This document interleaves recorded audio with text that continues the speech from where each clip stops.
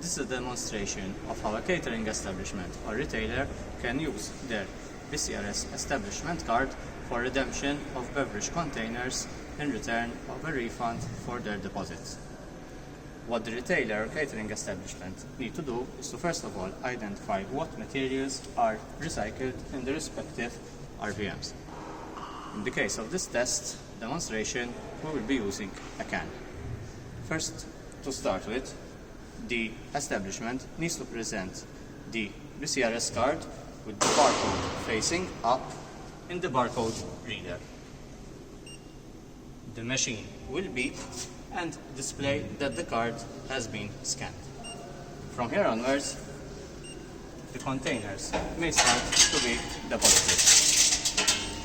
Following the deposit of all containers, press Get Paid, and the RVM will provide the establishment with a receipt with the total displaying how much the establishment needs to be refunded. Thank you.